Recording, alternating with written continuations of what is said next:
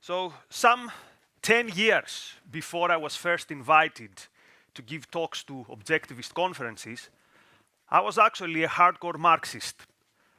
I was a card-carrying member of the youth of the Greek Communist Party.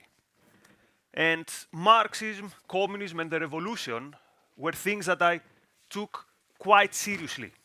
I was daydreaming about general strikes and barricades. And at some point, I even had an unauthorized plan in my mind on how to take over Athens overnight in a coup.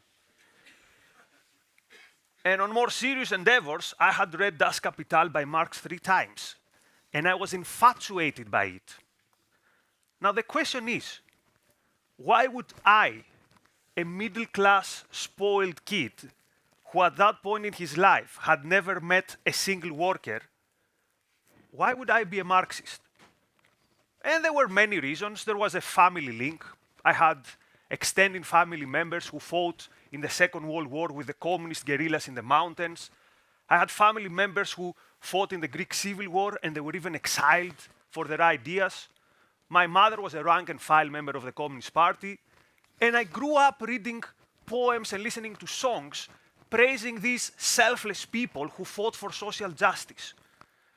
So in the mind of 15-year-old Nikos, the communists were these larger-than-life figures because they were idealists in a world that did not believe in ideals anymore. Even their political opponents in Greece, they would mention that, look, we disagree with the Communist Party, but we recognize that these people have values. We recognize that these people are ideologues, that these people believe in something.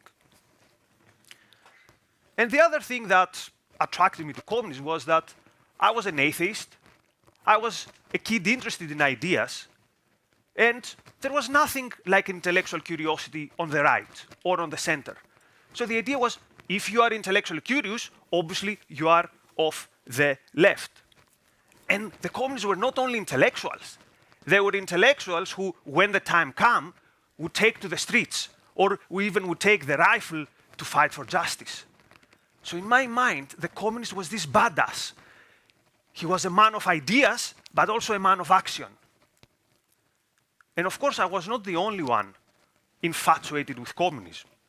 In the 20th century, millions of young, idealistic people were ready to kill and to die for communism. And many actually did. Within 50 years from Marx's death, Marx died in late 19th century, 1883. Within 50 years, communism spreads like wildfire. This is very quick for an intellectual movement, such a quick success. There was a time where more than 20 countries in the world had an openly Marxist regime. There was a time where 1/3 of the world's population was living under communism. But even in Western Europe, in non-communist countries, there was a time where in Italy, the Communist Party would take 1/3 of the vote, 30%. 30% of people in a Western country would say, we want a Marxist-Leninist party which is loyal to Moscow. In France, far-left ideas were so prevalent that in 1968, for some weeks, the country was at the threshold of revolution, a Western European country. But even in the English-speaking world, many brilliant minds were taken over by communism. If you've watched the film Oppenheimer, you've seen how many geniuses, how many brilliant scientists sincerely thought that Soviet Union is the future. How did Stalin get the secret of the nuclear bomb? Because there were many scientists who literally volunteered. They tried to find the KGB link to give to Soviet Union the secret of the nuclear bomb. Because again, Soviet Union was the future. Now, what makes the intellectual success of communism even more unfathomable is that it was successful despite having zero real-life success to showcase. Marxism was appealing despite the mountains of corpses. Marxism was appealing despite the famines, despite the poverty that it brought. So this makes it even more pressing for us. It makes it even more pressing for an intellectually curious person to understand the appeal of Marxism. And that's what we're going to do today. So let's get on with it. To understand why Marxism is appealing, we need to understand what is the essence of Marxism. What is Marxism about? Now, if we had Marx here, and we'd ask him, what is the essence of your system? He would say, my system is just a theory of history and a theory of economics, historical materialism, and I explain to you how with surplus value the worker is exploited. But that was not the essence of what made Marxism appealing. Because Marxism was not only a theory of economics. Marxism was also a moral imperative. Marxism was also an ethical cry. How does Marx describe communism, the vision? From its according to ability to its according to need. From its according to ability to its according to need. What does this mean? Your effort for the benefit of others. You work for the group. You give yourself to the group. I told you that my mother was a communist, and she had actually traveled to all communist countries. She had even sat at the same table with Erich Honecker, the leader of East Germany. So quite often I would ask her, what did you find appealing in communism? Like, you've seen the true face of communism. What did you find appealing in it? And she would say, every time she would give me the same answer, she would say, for me, communism is a simple idea. If I have a jacket, I want everyone to have a jacket. If I have a jacket, I want everyone to have a jacket. So this gives us another insight into how communism presents itself. It's about brotherhood. It's about sharing. It's about making sure that everyone has what they need. In other words, communism is about selflessness. In other words, communism is about altruism. And of course, we've been told that altruism is the only morality which is good. To be good is to be selfless. To be good is to self-sacrifice. And the Marxists capitalized on that. Of course, we, who have actually read Ayn Rand, we know that altruism does not mean kindness and benevolence. Altruism does not mean solidarity to those who suffer. Altruism is something deeper and actually more insidious. Because behind this facade of solidarity, it tells you that your life is not yours. It tells you that your goal is to constantly work for others. And that you actually have a duty to do so. That you have a duty to put your efforts out there until everyone else has a jacket, to use like my mother saying. So here we have here we can hold the first element of Marx's appeal. This morality that we've heard since we were kids from our teachers, from our priests, the morality of altruism. But this would not be enough. The moral appeal would not be enough, because if you think about it, also the church has a similar moral appeal. The church is telling you something similar, that your efforts should go to the benefit of other people. But the church was not the most prominent intellectual movement of the 20th century. Marxism was. So we need to find another ingredient in Marxism. And the other ingredient is that this moral appeal was wrapped up in an intellectual package. Marxism presented itself as an intellectually serious movement. So it could appeal to people who otherwise wouldn't fall for the Christian message, because, well, who has time for religion and all that stuff? How did Marx present his socialism? It was scientific socialism. Scientific socialism. So there was a lot of theory with Marxism. There was a theory of history. There was a theory of politics, a theory of economics, a theory of art. Today it would be very difficult to get it, but there was a time when Marxists presented themselves as the best advocates of the Enlightenment. Marxists presented themselves as the best advocates for modernity. And many intellectually curious people fell for it. If you were for reason and progress, you were for Marxism. If you were for Marxism, you were for reason and progress. Of course, Marxism and communism did not produce any progress, but they produced a lot of intellectuals, a lot of intellectuals. No matter in what field you were, it would be dominated by Marxist intellectuals. You study history, you've come across Hobsbawm. You study culture studies, you've come across Gramsci. Literary theory, Althusser. Social justice, Marcuse. Study anything under the sun, Foucault. Now, why is it so important to have the intellectuals by one's side? Because as Ayn Rand put it, the intellectuals are the transmission belt of ideas. The intellectuals are the trendsetters. Of course, it's philosophy that gives us the general principles, what world we live in, what is the good. But the intellectuals in different fields take these general principles and, let's say, popularize them. Hayek put it in a way that I think he hits the nail on the head. He says, once the intellectuals are sold on an idea, it's only a matter of time for the rest of the people to also find this idea popular. I mean, think about critical race theory. 2 decades ago, critical race theory only existed not just in academia, in a fringe of academia. Like you'd walk in a random academic department, the average academic wouldn't know what critical race theory is. Today, critical race theory has become something like the official ideology of major institutions. Again, intellectuals are the trendsetters. So now we have also a second ingredient in the intellectual appeal of Marxism. The moral message, but also dressed in a respectable intellectual outfit. But there's also a third element, and this third element is quite often missed by the student of history.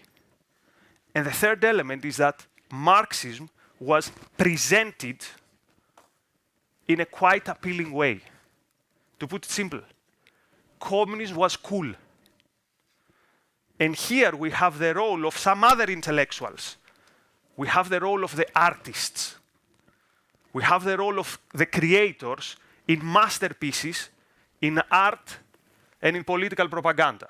Of course, there was also a lot of rubbish, but there were also the masterpieces. The films of Sergei Eisenstein, the music of Shostakovich, the poems of Pablo Neruda. Again, I could start naming names of artists who were fellow travelers or card-carrying Marxists, and we'd be here till tomorrow. You know Pablo Picasso, you know his Guernica, but you know that Picasso at some point actually drew a portrait of Stalin. The novels of Steinbeck, the plays of Bertolt Brecht, the films by Jean-Luc Godard, who defined what is cool in the Paris of the 1960s. As a Greek poet put it, communism is the youth and the beauty of the world. Of course, we know that communism was not the youth of the world. Communism was actually the most lethal political system in history. And yet, it managed to present itself under this most heroic of lights. Think about it this way. If communism was a movie, the soundtrack and the cinematography were so cool that you'd run the risk of forgetting how crap the actual movie you're watching was. So here are the three ingredients then. Marxism presents itself as an advocate of the morality that we all agree that it's the best. Marxism presents itself as an intellectually robust movement. And also, Marxism presents itself in the most aesthetic of lights. Now, these would be necessary conditions for the success of Marxism, but not sufficient conditions. There's one more condition that the movement needs to have, and this is numbers. Marx, while he was alive, was a virtually unknown figure. But when, towards the end of his life and after that, he had the popularizers. He had Engels. He had Kautsky. There were then the political leaders passing the baton. Lenin. There were the icons like Che Guevara. So it started with the ideas, but then the ideas need to spread to more and more areas. So Marxism was a successful movement because a lot of people advocated for it in many different ways and on different levels. The moral, the intellectual, the aesthetic. Now, why do we care about all this? What is the takeaway for us? Why do we, in, let's say, the wider freedom movement, and I use this term quite loosely, what can we learn from the success of Marxism? First of all, before we learn any success, we should already be pissed off. Why do these people with these crappy ideas, why have they been so successful? So we should, to begin with, we should get a bit angry and get a bit more determined. Okay, we need to understand what is happening here. So think about the freedom movement. The freedom movement has been good in what? In making the economic claim for capitalism, right? We've had very good economists. We have these cool concepts like the reverse hockey stick, the I-pencil story. All this is great. But this is not enough. Remember, Marxism's success was not based on economics. Marxists attack on all intellectual fronts. Marxists had intellectual certainty, intellectual self-confidence. They had moral certainty. They had a vision about the future. Compare this with the average classical liberal. Timid, dry. I was reading a book last year, A Defense of Liberalism, and its main point was that liberalism is the proper system because it hasn't killed as many people as communism. Or listen the famous Thomas Sowell quote, there are no solutions, only trade-offs. Who is going to go to the party gates for trade-offs? So this is not enough. We need, first of all, we need to attack communism at its strongest points, and this is its morality. There is no way we can overpass this. I know it sounds difficult, right? It's difficult to, okay, how can we attack this morality that's been so prevalent? But we have to do it. Because if we don't do it, Marxists standing on a pile of tens of millions of corpses can still say, we're the good guys. They will destroy another country, they will bring another famine, and they'll say, oops, but it was all for a good cause. Only 13 years after the Berlin Wall fell, there was an opinion poll in Eastern Germany, in what used to be East Germany. So these were people who lived under communism. And it gave them a proposition to evaluate whether they agree or disagree. The proposition was, socialism is a good idea that was badly implemented. 82% of people, more than 8 out of 10, agreed with the proposition. These were people who had lived under Stasi. These were people who would wake up in the morning and face the wall. These were people who were standing in queues, and still they could not question the morality that was behind their bondage. These were people who fought bravely against the dictatorship, but they could not question the strongest backbone of this dictatorship, its morality.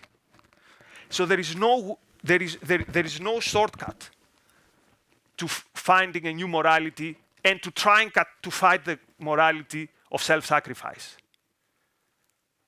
So we need a new morality. We need intellectual rigor because, again, we want to address the best minds. The minds who falsely thought that to be an intellectual means to be a leftist. And also we need the third element that Marxism had, a heroic vision, heroic art to fuel our fight for the future. Now all this sounds too much. Where are we going to find that? Well, it's here. someone has already paved the way for us. Ayn Rand has given a new radical morality, radically opposing the morality of self-sacrifice. Ayn Rand has given a robust intellectual defense of freedom. And Ayn Rand has given us the heroic vision.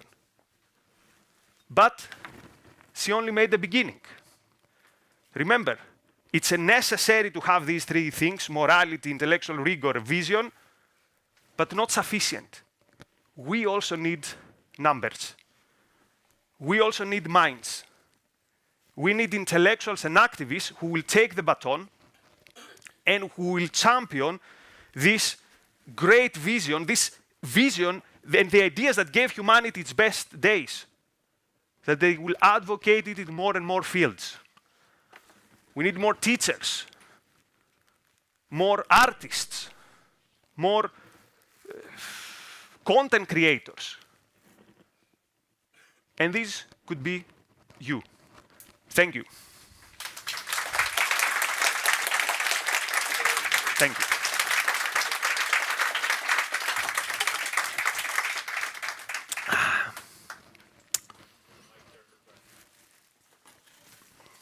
We have 20, I'm not good in maths, 22 minutes, and then straight we go to Yaron. Hi. So Hi.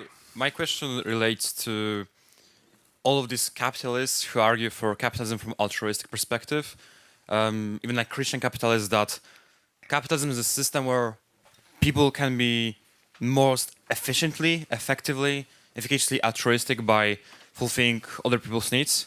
And actually I know a lot of people who are convinced of this argument. I wonder what it is about it that cannot succeed in propagating capitalism. First, let's agree on something. Let's agree on one basic thing. This approach has failed. The approach that let's propagate capitalism because it's the system that feeds the poor, it has failed. Anyone who has eyes can see that this has been the case. And yet, people are not convinced by it. Have you seen the videos where Mr. Beast goes to Africa and, I don't know, like feeds people, like makes, I don't know, cures? Yeah.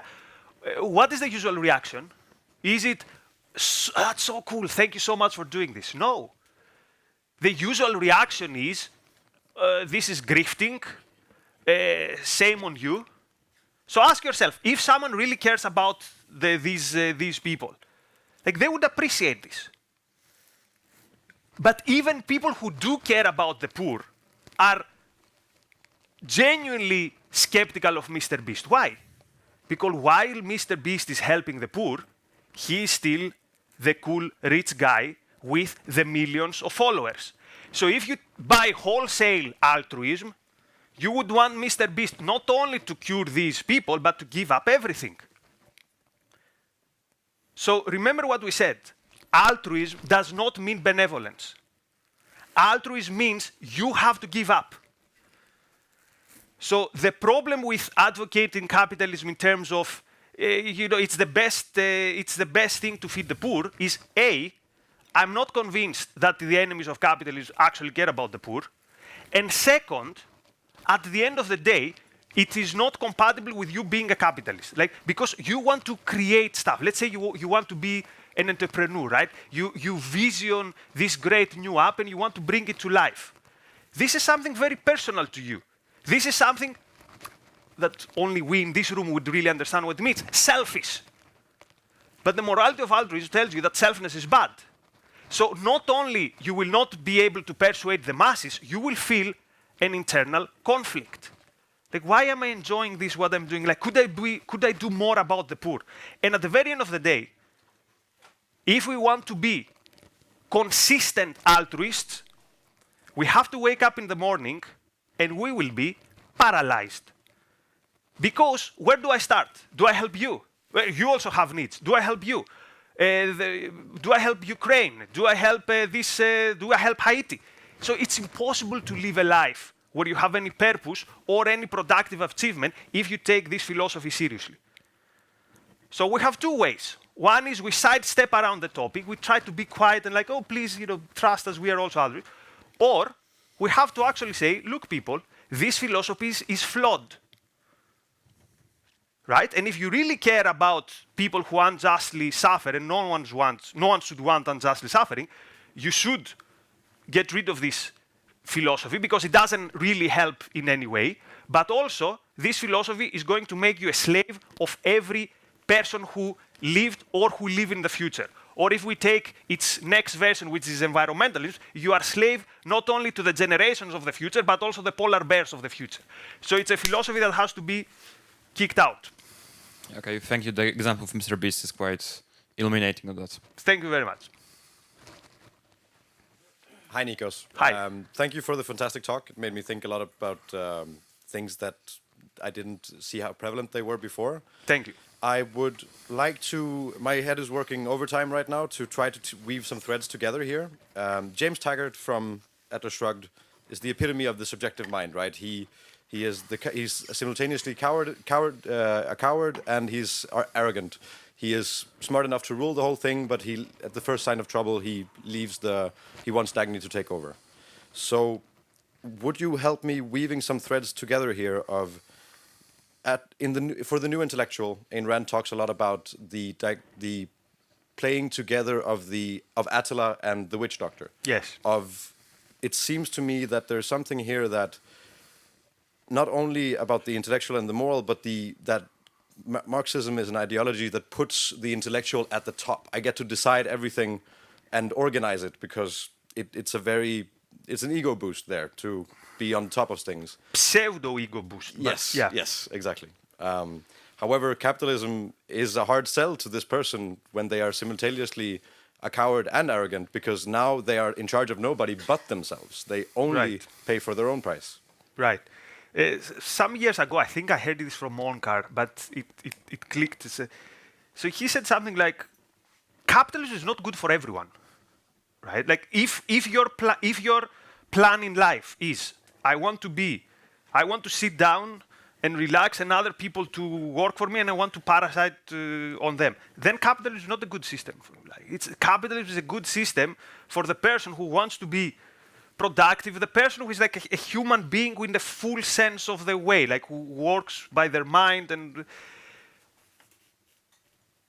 so now I lost the track. But on the intellectual, I'll just say one thing to bring it to my talk.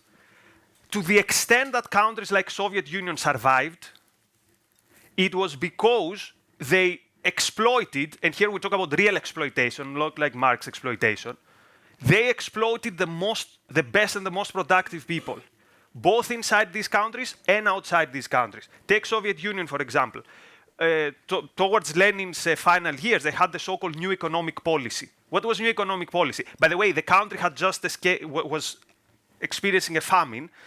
So the Bolsheviks said, okay, let's allow the producers a bit of lease to work, because otherwise we're all going to starve, right? And then they also exploited the useful idiots in the West who were sending help and aid to Soviet Union, and that's how they survived.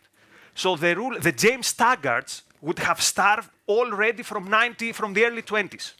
The James Taggarts in Soviet Union, of course, they threw the ship to the rocks, and the Soviet Union would have collapsed probably on the early 20s if it wasn't for the productive people within the country, who of course then ended up in the gulags, and the future president Hoover, who actually thought it's a good idea that but see how altruism is in defense, cannot be defeated, right? So Hoover said, we cannot let the Soviets starve. There was a time when Soviet aid fed literally millions of Soviets every day. And you could say, yeah, but at least we helped the people who were starving.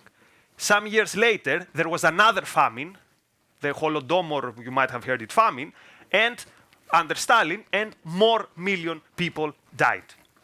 So I would say, let the James Taggarts of this world live and die by their ideas. Don't help them for a single minute.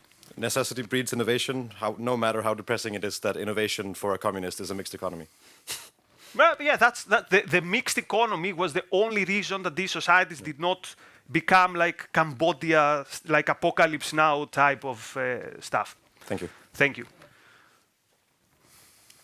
Can you talk a bit more about Marxism and anti-Semitism? Yeah, I gave a talk on in Ocon last summer about the left's long war on Israel. Marxism and anti-Semitism. Actually, Yaron gave an episode a bit after October 7th who links Marx, anti-Semitism, and critical race theory. It's such a long topic that if I gave you an answer within a few minutes, it wouldn't be a good answer. But to put it very simple, the Marxist views the world in groups. Right? So Marxist anti-Semitism is not like the racial anti-Semitism of the right, of the far right. But because of the way they view the world in groups, they cannot comprehend the Jews except in the way of they are powerful in two ways. In the West, they control like the banks and all that stuff. Down in the Middle East, they are the rich. They are the ones who, because they are better off, they have to be exploiters. How can you be better off and not be an exploiter? So this is the two phases of anti-Semitism, let's say, in Marxism. The one is the traditional 19th century one, the Jews are the ones who control the money and all that. And the new version is that Israel is the strong colonial power, and here is the link with critical race theory and all that stuff. And the colonial power is actually de facto bad. But for more details, watch Yaron's episode. It was a few weeks after October 7th, because it's a very big topic. And by the way, today you get cancelled for like whatever. If back in the day, people could see the letters that Marx and Engels would send to each other, the anti-Semitic comments, like there was this guy, Lassalle, and Marx hated him. And his letters with Engels is like a lexicon of anti-Semitic slur you can imagine addressed against Lassalle. So it's funny, like you have a guy like Friedman, Milton Friedman, and like he meets Pinochet for 40 minutes, and every academic's like, this guy should be forever be blacklisted. And then you have Marx, who wrote a whole essay on the Jewish question, which repeats every anti-Semitic trope you can imagine. And then you have the same academic saying, well, we need some context. He didn't really mean it. Yeah, he says that Jews are, they got this money, but let's put some context here. So it's a big topic. So I will direct you to Yaron Stock. Hi, Nikos. If it's okay, I want to ask a personal question. Sure. So, I've seen some of your videos, and you always start your lectures with, I was a card-carrying Marxist, but I've never heard, how did you turn an objectivist after being a card-carrying Marxist? Okay, the short answer, how I went from Marxism to objectivism, is I took Marxism too seriously. So I told you I read Das Kapital 3 times. I'm not saying this to flex. The second and the third time was me trying to see what I missed in the first time. Because the labor theory of value did not make sense to me. The theory of exploitation did not make sense to me. It's like, who is exploiting LeBron James? Who is exploiting the engineer of Facebook? But also, back then, who is exploiting me? I was working all sorts of menial jobs. I was like, I don't feel exploited. Like, we shook hands with my employer, so where's the exploitation here? And then I went to my Marxist professors and I asked them, could you tell me, please, what's the rate of exploitation in my work? Like, you have all these formulas, right? What's the rate of my exploitation? You know what? It doesn't work like that. I said, oh, so you don't have an answer. There was this Canadian Marxist economist who at the moment I can't remember his name. I actually sent him an email saying, hey, could you please explain to me what is the rate of the exploitation of the average service worker today? And there was no answer. So then I started thinking, okay, something is missing here. Something is wrong.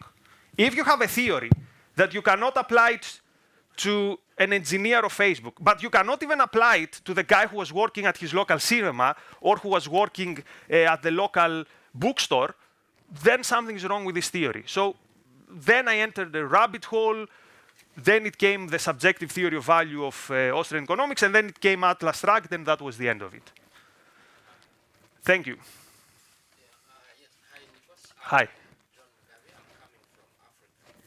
My question is that you think many countries in Africa would be free from imperialism if there was no Marxism? If they were free from imperialism. Yeah. Okay. Here you are hinting to something that gave a line of life to Marxism for decades, which was its relation to anti-imperialism.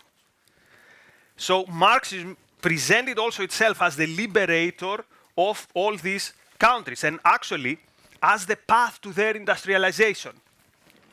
So would these countries be faster on their way to progress if they weren't falling for the Marxist trope? The answer is obviously yes. I mean, see Angola, for example.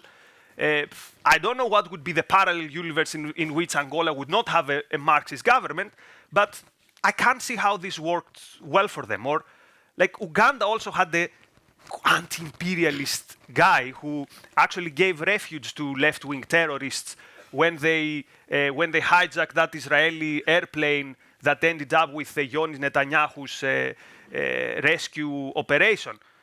Like, how was this helpful for these countries? Yeah, because when you look at in 1950s, many of the young people who wanted many African countries to become free, they got scholarship and went to not Russia, United States, and London, And France? and France. And those are the young people who came back and said, we are tired of colonialism. And even when they were looking for support, when you see like Patrice Lumumba, the West, which was civilized, did not give them support. And if you look at also apartheid in South Africa, it is the Marxists, the Cuba, North Korea, which said you need to be free. And it supported these young people, and they liberated those countries from colonialism, while the capitalists were not interested in freedom. So you make two important points. The first is, what a shame that you go to the West and the only intellectual option for someone who wants a better future was Marxism. So that's the first thing, right? That's the first thing, that they would look around and there was an intellectual desert except from the Marxists. That's the one thing. And the other thing is the, in my view, murderous mistake that many free societies did, which was to sanction, to give their approval to tyrannical regimes and tyrannical societies.